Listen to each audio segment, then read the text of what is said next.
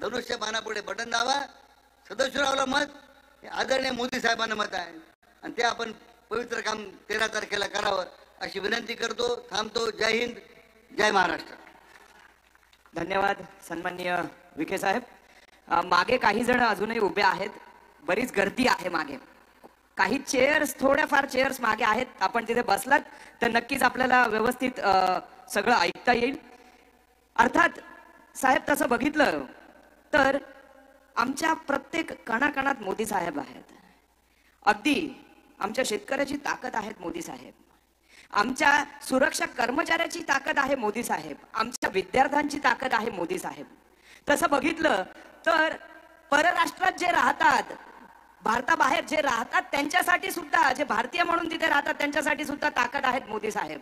आणि तसं बघितलं तर हा विकास पर्व मोदी साहेबांनी आणलाय आणि या महाराष्ट्रात जो विकास पर्व आणलाय, ज्यांची शब्दांमध्ये ताकद आहे, ज्यांच्या येण्याने ताकद येते, असे आपल्या सगळ्यांचे लाडके मुख्यमंत्री सन्माननीय एकनाथजी शिंदे साहेब यांना मी विनंती करतो, आपण आम्हाला मार्गदर्शन करावं. एकदा जोरदार टाळ्यांनी आपण स्वागत करूयात. छत्रपती शिवाजी महाराज की. बहुत जनांची आधारू, अखंड स्थितीचा निर्धारू, वरदवंत, यशवंत, कीर्तिवंत, सामर्थ्यवंत छत्रपती शिवाजी महाराज की. जय भवानी. छत्रपती शिवाजी महाराज की जय भवानी. खरं म्हणजे श्रीरामपुरात सभा आहे आणि नावातच राम आहे, त्यामुळे जय श्रीराम, जय जय श्रीराम. आणि इथंच गोविंदगिरी महाराज या अयोध्येच्या राम मंदिर ट्रस्टचे सदस्य, त्यांनी आपल्या आदरणीय प्रधानमंत्री महोदयांचा उपवास सोडवला, ते या आपल्या गावचे, हा देखील आपल्या सगळ्यांचा अभिमान आहे. आणि श्रद्धा सबुरी साईबाबांची धरती, त्यांनाही वंदन करतो. आणि श्रीरामपूर वासियांना देखील माझा रामराम, नमस्कार, जय महाराष्ट्र. आणि आजच्या या मेळाव्याला, महायुतीच्या मेळाव्याला उपस्थित या जिल्ह्याचे पालकमंत्री राधाकृष्ण विखे पाटीलजी, मंत्री दादाजी भुसे, भानदास मुरकटेजी, संजय कुटे, बबनराव घोलप, स्नेहलताताई कोले, चंद्रशेखर कदम, भाऊसाहेब चौधरी, भाऊसाहेब कांबळे, बाळासाहेब मुरकुटे, रविराज गडाख, विठ्ठलराव लंगे, राजू वाघमारे, ज्योतिताई वाघमारे, अविनाश आदिक, सुरेंद्र थोरात, सुभाष जंगले, धनंजय जाधव, संभाजी दहातोंडे. व्यासपीठ आपलं मोठं आहे. ज्यांचं नावं राहिलं असतील, ज्यांनी नावं दिली त्याची जबाबदारी आहे. आज श्रीराम पुरच्या या नावातच राम आहे आणि आपण सगळे रामाचे भक्त आहोत. आणि राम भक्तांना हरामखोर म्हणणाऱ्यांना तुम्ही मतदान करणार का, हा प्रश्न आहे माझा. जय श्रीराम असा जयघोष केल्यानंतर रावणाच्या सैन्याला जसा राग येतो तसा आता काही जणांना येतोय, त्यांना आपण मतदान करणार का. आणि त्यांच्या अहंकाराची लंका जाळून टाकण्याची संधी तुमच्या हातात आली, ती पूर्ण करणार का. आवाज कमी आहे तुमचा. अहंकारी रावणाची लंका दहन करणार का आणि रामराज्य आणण्यासाठी सदाशिवराव लोखंडे यांना मतदान करणार का. मोदीजींना पुन्हा प्रधानमंत्री करणार का. अब की बार, फिर एक बार और तीसरी बार. अरे लोखंडे बा नाही ना आपला, 3 वेळा आमदारकीची हॅट्रिक केली आहे, आता खासदारकीची हॅट्रिक 3दा करणार ना. आणि म्हणून तुमच्या सर्वांच्या आशीर्वादाने ही त्यांची हॅट्रिक होईल असा विश्वास मी या ठिकाणी व्यक्त करतो. प्रचारामध्ये सगळेजण धावपळ करतायत, पण सगळ्यांना देखील श्रद्धा आणि सबुरीचा मंत्र देणारे साईबाबा यांच्या भूमीत आल्यानंतर सगळा थकवा दूर होतो, परत ऊर्जा येते. आणि म्हणून आपल्याला एवढंच सांगतो, आपल्या सगळ्यांच्या पाठीशी साईबाबांचा आशीर्वाद आहे. कारण सत्याची कास त्याच्या मागे साईबाबा असतो. आणि म्हणून मी आपल्याला विनंती करायला आलोय की साईबाबांच्या आशीर्वादाने अनेक लोक मुख्यमंत्री झाले, मंत्री झाले, आपले प्रधानमंत्री पण साईबाबांना खूप मानतात. आणि साईबाबांना देखील कशाचाही मोह नव्हता. अगदी ते देणारे होते दोन्ही हाताने, घेणारे नव्हते. एक फकीर म्हणून ते जगले. आणि आज आपण जर पाहिलं तर आपले आदरणीय या देशाचे प्रधानमंत्री 24 तास काम करतायत. देशाला पूर्ण जीवन त्यांनी समर्पित केलेलं आहे. आणि 10 वर्षात एकही सुटी न घेणारा प्रधानमंत्री आपल्याला लाभलाय. हे आपलं भाग्य आहे ना. असा प्रधानमंत्री लाभेल कुणाला? अगोदरचे प्रधानमंत्री कसे होते?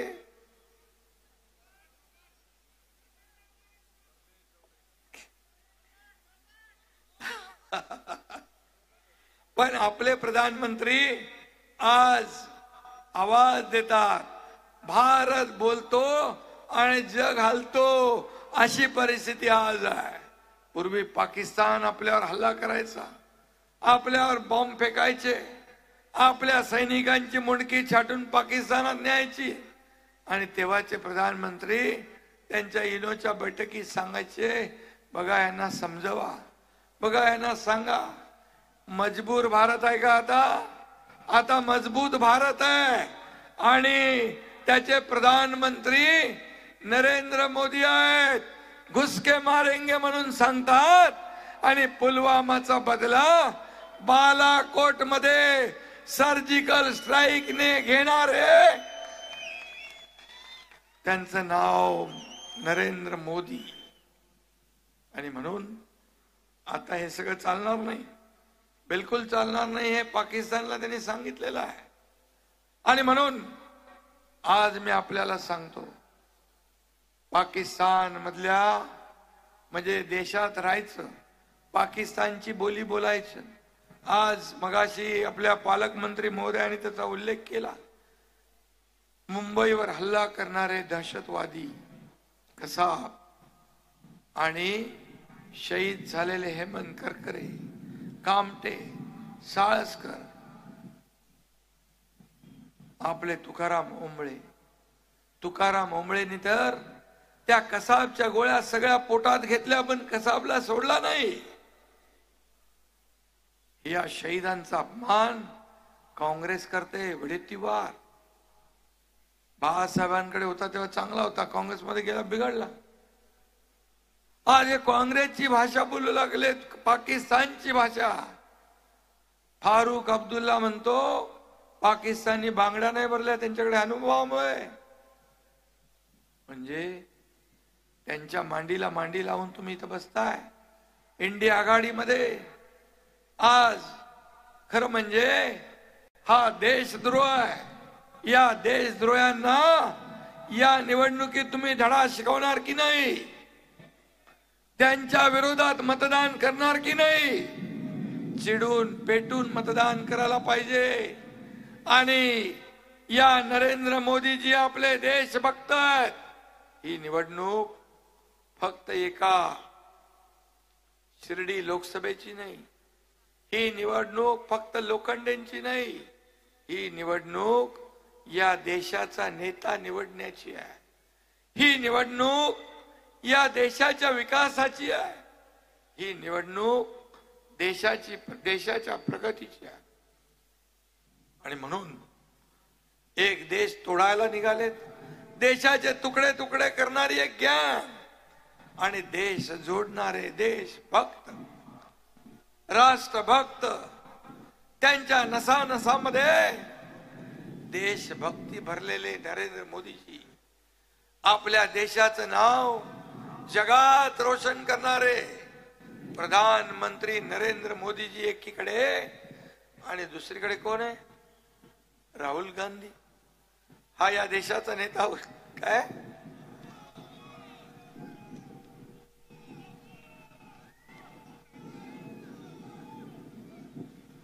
आणि म्हणून मोदीजींनी इस्रोच्या माध्यमातून चंद्रावर चांद्रयानचं यशस्वी लॉन्चिंग केलं.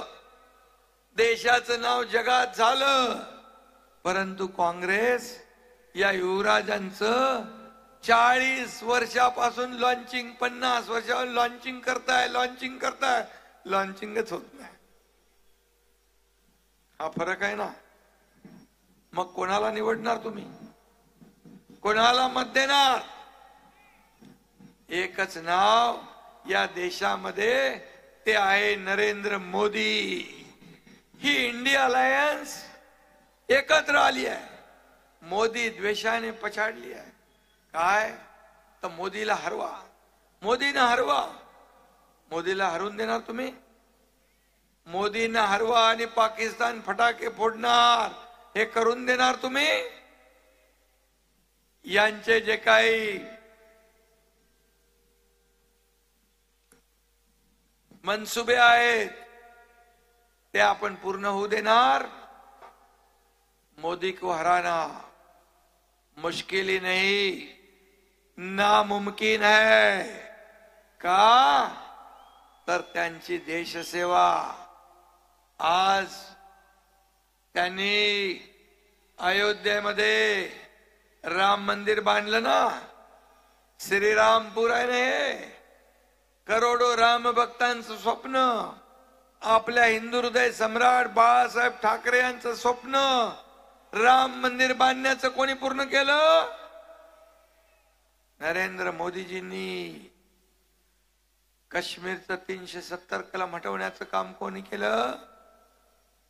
मोदीजींनी. अमित शाह साहेबांनी त्याचा असा कार्यक्रम केला. म्हणाले रक्तपात होईल, बॉम्ब फुटतील, रक्ताचा सडा पडेल, दगडफेक होईल. काय झालं? काही नाही झालं. आज काश्मीर हा आपलं नंदनवन, आपल्या देशाचा तुकडा पाकिस्तान आपल्याकडून काढायला बघत होता. परंतु मोदीजींनी काश्मीर 370 कलम हटवून दाखवलं. मोदी है तो मुमकिन है. आणि म्हणून ही निवडणूक देशाच्या अस्मितेची आहे, देशाच्या इब्रतीची आहे. जे नापाक इरादे त्यांचे आहेत, या पाकिस्तान धार्जिने लोक झालेत, पाकिस्तानची बोली बोलू लागलेत. आणि मी म्हणालो, काँग्रेस का हात पाकिस्तान के साथ, असं म्हटलं तर वावगं ठरणार नाही. तुम्ही त्यांच्या मांडीला मांडी लावून बसता आणि हिंदुत्वाची भाषा करताय. गर्व से कहो हम हिंदू आहे असं बोलण्याची हिंमत आहे?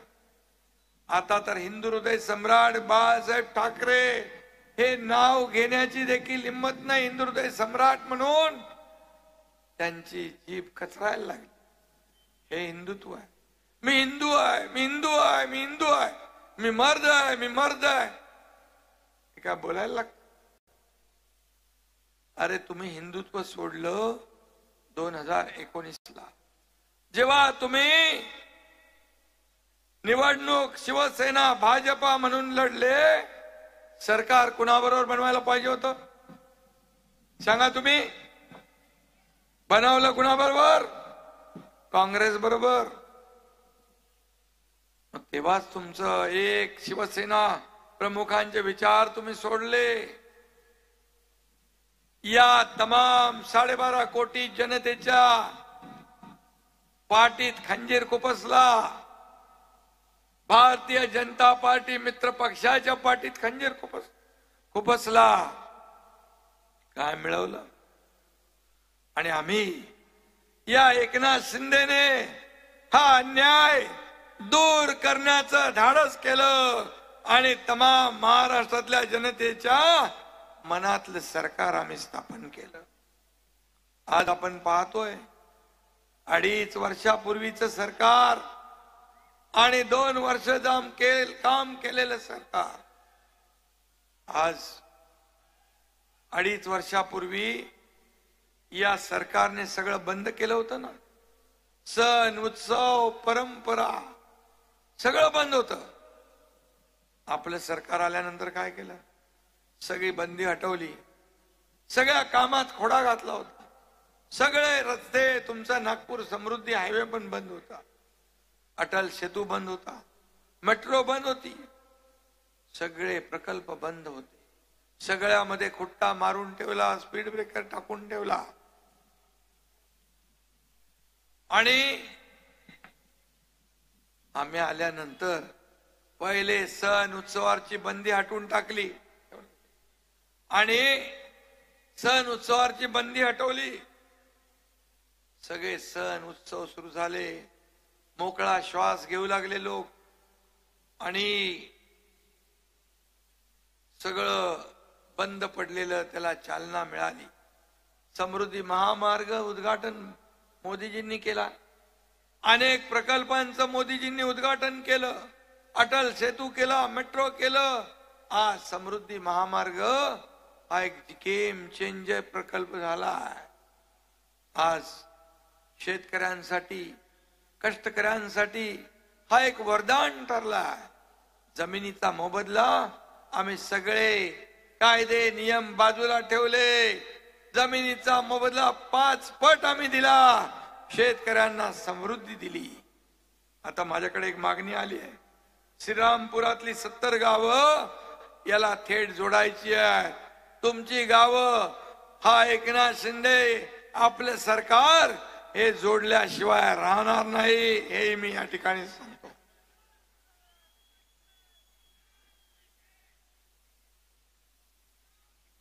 आणि म्हणून शिर्डीचा विकास असेल, या ठिकाणी राज्याचा विकास असेल, हे डबल इंजिनचं सरकार या ठिकाणी काम करतंय. आज साईबाबांनी देखील कधी जातपात मानली नाही, धर्मभेद मानला नाही. आज आपल्याला मी सांगतो यांच्या पायाखालची वाळू सरकली आहे. आज कारण मोदीजींनी 10 वर्षात केलेलं काम 50-60 वर्षात काँग्रेसला जे जमलं नाही ते मोदीजींनी 10 वर्षात केलं. बघा किती बारीक लक्ष. उज्ज्वला योजना काय, माझी भगिनी माझी माता चुलीवर जावते जेवण करते. उज्ज्वला योजना केली. जनधन योजना केली. लखपती दिदी केली. बेटी बचाव बेटी पढाव केलं. या ठिकाणी आपल्या सरकारने लेक लाडकी लखपती 50% एसटी मध्ये सवलत. आज हे सगळं केलं. चर्चा करताय की इकडची सीट मागे आहे, तिकडची सीट डोक्यात आहे. काही नाही. कामाला मत देतात लोक, विकासाला मत देतात. आपल्याकडे अजेंडा विकासाचा आहे, त्यांच्याकडे अजेंडा पण नाही, झेंडा पण नाही, नेता पण नाही, नियत पण नाही, निर्णय पण नाही. फक्त करप्शन, करप्शन फर्स्ट. पण आपल्याकडे मोदीजींकडे नेशन फर्स्ट, पहिला देश, पहिला देशाचा विकास. तुम्हाला 2014 पूर्वीच आठवत असेल, रोज रकानेच्या रकाने भरून यायचे. कोळसा घोटाळा, चारा घोटाळा, कुठला विमानाचा घोटाळा, काय काय घोटाळे. 2014 पूर्वी या देशात बॉम्बस्फोट होत होते, दंगली होत होत्या, भ्रष्टाचार घोटाळे होत होते. मला सांगा 2014 नंतर एक तरी बॉम्बस्फोट या देशात करण्याची, मुंबईत करण्याची हिम्मत पाकिस्तानने केली? झालाय बॉम्बस्फोट? एक तरी घोटाळ्याचा, भ्रष्टाचाराचा आरोप प्रधानमंत्र्यांवर करण्याची हिम्मत दाखवली आहे? कारण आपला प्रधानमंत्री बेदाग आहे आणि डागी माणसं तिकडे आहे. काय तुम्ही आरोप करणार? खिचडी चोर, कफन चोर, काय काय चोऱ्या केल्यात.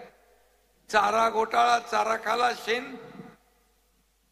शेणाचा पण घोटाळा केला, ते पण खाऊन टाकले. काय काय खाणार, काहीतरी सोडा.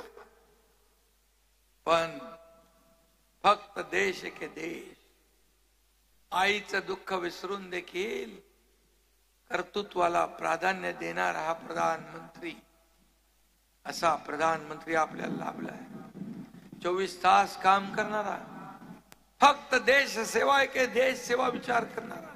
आणि दुसरीकडे भारत जोडो का भारत तोडो यात्रा कडून थकला, थोडा उन्हाळा लागला, गरम झालं की परदेशात थंड हवा खाण्याला जाणारा आणि विदेशात जाऊन आपल्या प्रधानमंत्र्यांची आणि देशाची बदनामी करणारा माणूस पाहिजे आपल्याला.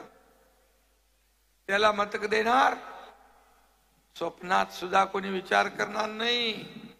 नरेंद्र मोदीजी या देशातच नाही, या जगभरामध्ये सगळ्यात नंबर 1 चे लोकप्रिय प्रधानमंत्री कोण? त्यांचं नाव नरेंद्र मोदी. हीच पोटदुखी आहे ना, हीच पोटदुखी आहे. म्हणतात त्यांना 400 पार नाही, त्यांना म्हणतात तडीपार करणार. अरे तुम्हाला तर त्या राज्यातल्या जनतेने तडीपार केलंय. महाराष्ट्रातून कुणाला तडीपार केलं? किती आमदार आहेत त्यांच्याकडे, आणि किती, आणि या देशाला नेतृत्व करायची स्वप्न पाहत आहे. पवार साहेबांनी काहीतरी आज सांगितलंय ना, म्हणाले प्रादेशिक पक्ष काँग्रेसमध्ये विलीन करा. वेळ आली म्हणजे आपण आताच हार मानली ना, हार. काँग्रेसमध्ये विलीन करा म्हणून काँग्रेस सोडली. तेव्हा मगाशी मला सांगत होते भानुदासजी, तुम्ही म्हणालात ना, हे म्हणाले की तेव्हा पवार साहेबांना सांगितलं एक तर बाहेर पडू नका, बाहेर पडलं तर परत काँग्रेसला जोडू नका. आता काँग्रेसवर युती पण झाली, आता काँग्रेसमध्ये विलीन करा पण म्हणतात. आता उभाटा तर यापूर्वीच काँग्रेसीकरण झालेलं आहे त्यांचं 2019 साली. आणि म्हणून ही परिस्थिती जी आपली आली, ही परिस्थिती आपल्या कर्माने आली.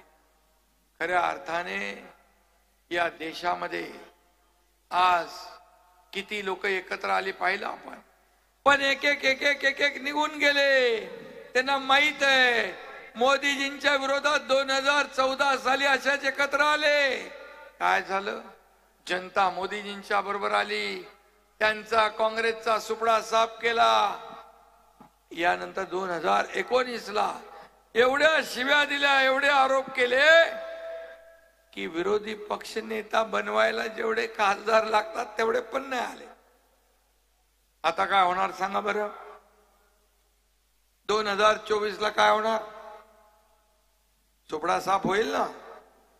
सुपडा साफ. जे देशद्रोही वक्तव्य करतात, इथं देशाची मीठ खातात, देशात राहतात आणि पाकिस्तानचं गुणगान गातात, या लोकांना तुम्ही मतदान करणार? क्या देशभक्त मोदीजींना. आणि म्हणून मी आपल्याला एवढंच सांगेन की आता त्यांच्या पायाखालची वाळू सरकली आहे. ते नवीन आरोप करतात, नवीन संभ्रम पसरवतात. माझ्या दलित समाजाला देखील माझी विनंती आहे. म्हणतात हे सरकार आलं मोदींचं की संविधान बदलणार. मला सांगा मोदीजी काय म्हणाले होते? बाबासाहेबांच्या संविधानामुळे एक सर्वसामान्य कुटुंबातला मुलगा या देशाचा प्रधानमंत्री झाला. याला बाबासाहेबांचं संविधान कारणीभूत आहे. बाबासाहेबांचा पराभव कुणी केला निवडणुकीत? काँग्रेसने केला. बाबासाहेबांचा अपमान कुणी केला? बाबासाहेब म्हणायचे काँग्रेस जळकं घर आहे, या जळक्या घरापासून लांब राहा. बाबासाहेबांचं राहतं घर लंडन मधलं स्मारक कुणी केलं? मोदीजींनी केलं. दिल्लीतलं राहतं घर वास्तव्य कोणी केलं? मोदीजींनी केलं. मुंबईमध्ये हिंदू मिल मध्ये जगाला हेवा वाटावा असं भव्य दिव्य स्मारक कोण करतंय? आपलं सरकार, महायुतीचं सरकार. त्याच्या सगळ्या परवानग्या मोदीजींनी दिल्या. मग बाबासाहेबांचं संविधान तुम्हाला आता आठवलं? 50-60 वर्ष संविधान दिन त्यांना आठवला नाही, पण आता मोदीजींनी संविधान दिन साजरा करायला सुरुवात केली 2015 पासून. मग कोण बाबासाहेबांचा सन्मान करतं आणि कोण अपमान करतं? म्हणून बाबासाहेबांच्या सर्व अनुयायांना, दलित बांधव भगिनींना या ठिकाणी एवढंच सांगतो कि जब तक सूरज चांद रहेगा बाबा साहेब का नाम भी रहेगा और बाबा साहेब का संविधान भी रहेगा.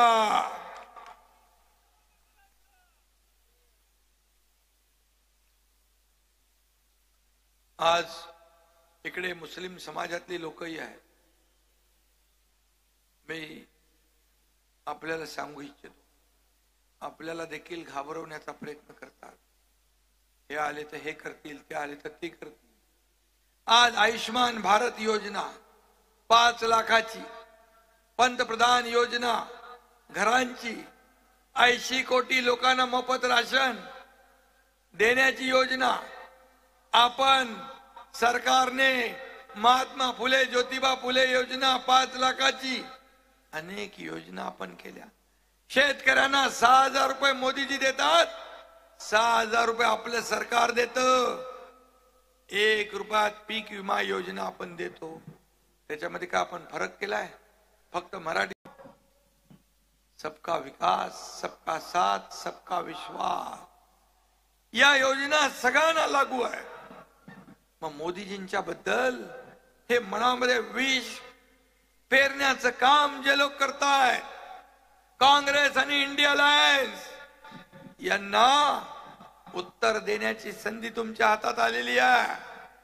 फक्त आम्हाला मतदानापुरतं गृहीत धरू नका. आमच्यासाठी काय केलं ते बोला, हा विचारण्याची संधी आपल्या हातात आहे. आणि म्हणून बघा, आज आमच्या सरकारमध्ये देखील जेव्हा बाळासाहेबांनी सरकार तयार केलंय शिवसेना भाजपाचं, त्या मंत्रिमंडळात देखील साबिर शेख, आमच्या मंत्रिमंडळात देखील अब्दुल सत्तार आहे. देशभक्त मुसलमान या देशात राहतात, या देशाचं गुणगान गातात, या देशाशी इमान राखतात. त्यांच्याशी काही वैर असण्याचं कारण, परंतु हे लोक आज देशात राहून पाकिस्तानची बोली बोलतात. हे कुणालाच पटणार नाही. कुठल्याही देशभक्त, हिंदू असेल, मुसलमान असेल, कुणालाही. आणि म्हणून जागृत होण्याची आवश्यकता आहे. आणि म्हणून मी एवढंच सांगतो, या निवडणुकीमध्ये तुम्ही सदाशिव लोखंडे यांना मत म्हणजे कुणाला मत? मोदीजींना मत. धनुष्यबाणाला मत म्हणजे मोदीजींना मत. आणि म्हणून खऱ्या अर्थाने मी आपल्याला एवढं सांगेन, काही लोक मराठा समाजाच्या देखील मध्ये संभ्रम पसरवतात, मराठा तरुणांची डोकी भडकवतात. मला त्यांनाही सल्ला आहे, मराठा समाजाला आरक्षण देण्याची संधी त्यांच्या हातात किती वर्ष होती, दिलं का? समाजाला वापरलं, फक्त नेते झाले, सरकार बनवली, परंतु मराठा समाजाला वंचित ठेवलं. पण देवेंद्रजी मुख्यमंत्री झाले, त्यांच्या मंत्रिमंडळात मी होतो, मराठा समाजाला आरक्षण दिलं, हायकोर्टात टिकवलं. दुर्दैवाने सरकार गेलं, महाविकास आघाडीचं सरकार आलं, सुप्रीम कोर्टामध्ये ते रद्द झालं. पण हा एक एकनाथ शिंदे मुख्यमंत्री झाल्यानंतर 5,000 मराठा तरुणांना ज्यांचं सिलेक्शन झालं होतं पण त्यांना अपॉइंटमेंट मिळाली नव्हती, त्यांना 5,000 लोकांना नोकऱ्या देण्याचं काम तुमच्या एकनाथ शिंदेने केलं. आणि जाहीरपणे छत्रपती शिवाजी महाराजांची शपथ घेतली, मराठा समाजाला आरक्षण देण्याची शपथ घेतली आणि विशेष अधिवेशन बोलवलं. मागास वर्ग आयोगाचं पुनर्गठन केलं. 3 लाख लोक रोज कामाला लावले. सुप्रीम कोर्टाने सांगितलं होतं मराठा समाज सोशली आणि एज्युकेशनली बॅकवर्ड आहे, सिद्ध करा. मी तुम्हाला सांगतो, काही लोकांना वाटलं होतं एवढ्या लवकर कसं काय शक्य आहे, आचारसंहितेचं नाव घेऊन हे पुढे ढकलतील, मराठा समाजाला फसवतील. पण हा एकनाथ शिंदे दिलेला शब्द पाळणारा मुख्यमंत्री आहे. विशेष अधिवेशन घेतलं, 10% आरक्षण दिलं. कुणबी प्रमाणपत्र ज्यांना मिळत नव्हती ती सुरू केली. ज्यांनी द्यायला पाहिजे होतं त्यांनी दिलं नाही. दिल्यानंतर म्हणतात हे टिकणार नाही. मी म्हणालो टिकणार नाही याची कारण तुम्ही द्या आणि कसं टिकेल याची कारण मी देतो. हायकोर्टात गेले विरोधामध्ये, मराठा समाजाचं आरक्षण रद्द व्हावं म्हणून. कुठे फेडणारे पाप. पण हायकोर्टाने त्यांची याचिका फेटाळली. हायकोर्टाने आपलं मराठा आरक्षण चालू ठेवलेलं आहे, हा शब्द आहे. आणि ते आम्ही टिकवणार, ते टिकवून दाखवणार. कारण कायद्याच्या चौकटीत बसणारच आरक्षण आम्ही दिलेलं आहे. फक्त तुम्ही विचारपूर्वक काम करा. कोण घुसलेत, काय सांगतायत आणि काय भडकवतायत त्यांना विचारा. तुमच्या हातात जेव्हा होता तेव्हा का नाही दिलं तुम्ही? आणि आमच्या या महायुती सरकारने दिलंय तर त्याच्यामध्ये का आडवे येतात? आज आरक्षण मिळालंय, ते लागू केलंय, कोर्टात टिकलंय. कोर्टाला विनंती आम्ही केली आहे की आम्ही दिलेलं कायद्याच्या चौकटीत बसणार आरक्षण. मराठा महासंघाने देखील आपल्याला या संपूर्ण महाराष्ट्रामध्ये या आरक्षणाबद्दल पाठिंबा दिलेला आहे. त्यांनाही धन्यवाद देतो. आणि म्हणून या ठिकाणी आपल्याला एकच सांगतो, मराठा समाजाला आरक्षण देताना इतर कुठल्याही समाजाचं काढून नाही घेतलं. ओबीसी समाजाला देखील धक्का न लावता आपण दिलं. इतर कुठल्याही समाजावर अन्याय न करता. हा दिलेला शब्द पाळणार आपलं सरकार आहे. आणि म्हणून मी आपल्याला एवढं सांगतो, आदिवासी समाजाला भडकवतायत, आदिवासी समाजाला घाबरवतायत, दलितांना घाबरवतायत. बघा, आदिवासी समाज त्याला न्याय देण्याचं काम कोणी केलं असेल तर मोदीजींनी केलं. कारण आपल्या देशाच्या राष्ट्रपती आदिवासी समाजाच्या आहे. आदिवासी समाजाला न्याय देण्याचं काम मोदीजींनी केलं. कधी तुम्ही विचार तरी केला होता? दलित समाजासाठी अनेक योजना, घरांच्या योजना. आणि म्हणून तुम्हाला माझी विनंती आहे की हे विकासाच्या बाता सोडून या ठिकाणी हे जे काही नवीन नवीन आपल्यामध्ये घुसून दिशाभूल करण्याचा प्रयत्न करतायत त्यांना आपण सडेतोड उत्तर दिलं पाहिजे. कारण आपण विकासाचा अजेंडा घेऊन चाललोय. यांच्याकडे काही नाही, फक्त आरोप आरोप आरोप. आपण त्यांना आरोपाला आरोपाने उत्तर देत नाही, आपण त्यांच्या आरोपाला कामाने उत्तर देतो. आणि म्हणून ते बेचैन झालेत, बिथरलेत. सरकार बदललंय हे अजून त्यांच्या पचनी पडत नाही का? शेतकऱ्याच्या मुलानं मुख्यमंत्री होऊ नये? काय गुन्हा आहे का कायदा आहे? हा फक्त सोन्याचा चमचा घेऊन आलेल्याने मुख्यमंत्री व्हायला पाहिजे? मी आपल्याला जाहीरपणे सांगतो, मी एक कार्यकर्ता म्हणून काम करतो, रात्रीचा दिवस करतोय, आज राज्यामध्ये फिरतोय. मी आहे, देवेंद्रजी आहेत, अजितदादा आहेत. मग अशी आपले पालकमंत्री म्हणाले राष्ट्रवादीचं एकही येणार नाही. तो आपला काय ते तुतारीवाला येणार नाही, घड्याळवाले सगळे येतील निवडून. आणि म्हणून आम्ही तिघही मेहनत करतोय. मेहनत करणारे 24 तास काम करणारे लोक या राज्यात बसलेत. सर्वसामान्यांचं सरकार आहे, घरी बसणार नाही. फेसबुक लाईव्ह करून राज्य चालवता येतं का? आणि म्हणून हे फेस टू फेस काम करणारं सरकार आहे, शेतकऱ्यांमध्ये जाणारं सरकार आहे, शेताच्या बांधावर जाणारं सरकार आहे. आणि म्हणून मी आपल्याला हे सांगतो की उद्या तुमच्यातला एखादा कार्यकर्ता मोठा झाला कर्तृत्वाच्या जोरावर, कामाच्या जोरावर, आणि तो इथे येऊन मुख्यमंत्री म्हणून बोलू लागला तर सगळ्यात जास्त आनंद या एकनाथ शिंदेला होईल. अशी आमची भूमिका आहे, अशी आमची भूमिका आहे. आणि म्हणून मी आपल्याला एवढं सांगतो, येत्या 13 तारखेला या विरोधकांच्या 12 वाजवायच्या आहे.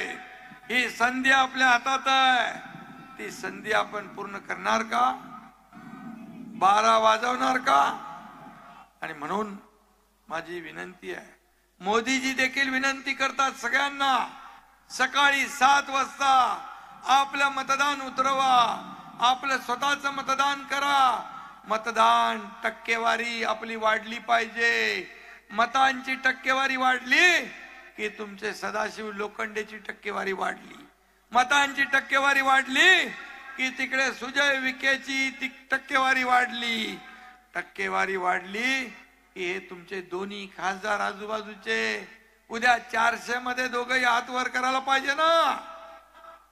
आणि म्हणून मी आपल्याला विनंती करतो, 13 तारखेला हे लोकशाहीतलं मतदानाचं पवित्र आपला हक्क जो आहे तो आपण सदाशिव लोखंडेंच्या नावासमोरच्या धनुष्यबाणाचं बटन दाबून, आपली निशाणी काय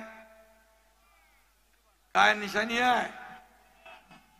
आता पहिले कमळ आणि धनुष्यबाण सगळ्यांना परिचित होते, घड्याळ पण आला आपला. आणि म्हणून घड्याळाच्या निवडणुका झाल्या आय शिरूर आहे ना, त्यामुळे जिथं धनुष्यबाण आहे तिथं धनुष्यबाण, जिथं कमळ आहे तिथं कमळ, आणि घड्याळ आहे तिथे घड्याळ. हे आपण मनापासून काम केलं, त्या विरोधकांच्या 4 मुंड्या चित होतील. हे पुन्हा उभा राहायचं धाडस करणार नाही. असं काम आपल्याला करायचं आहे. आज किती लोक आपल्या बरोबर आहेत? आज शिवसेना, भाजप, राष्ट्रवादी, मनसे, RPI आठवले साहेबांची, कवाडे गट, रासप, अजून कोण आहे?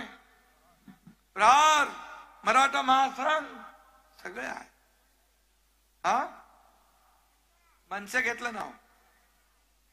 हा जनता आहेच, जनता आहे. त्यामुळे या जनता जनार्दनाच्या आशीर्वादाने या महाराष्ट्रामधून 45 पार आकडा गेल्याशिवाय राहणार नाही.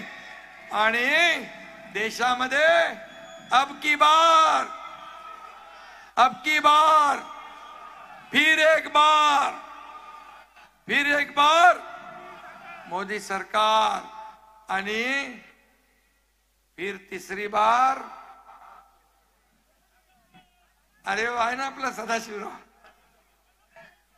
3 वेळा आमदार केलंय, आता 3 वेळा त्यांना खासदार करणार ना. चला, धन्यवाद. जय हिंद, जय महाराष्ट्र, जय श्रीराम. धन्यवाद. आपल्या सर्वांचे लाडके मुख्यमंत्र्यांनी जे मार्गदर्शन केलं ते बहुमूल्य होतं. या ठिकाणी नितीनजी आवतडे साहेबांना विनंती करतो आभार व्यक्त करावं.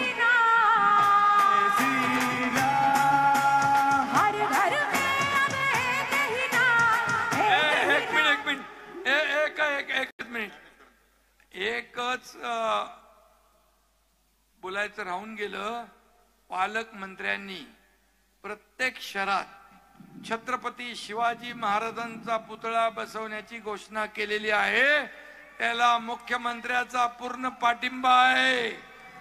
नगर विकास मधून त्याला लागणाऱ्या सगळ्या मंजुऱ्या दिल्या जातील.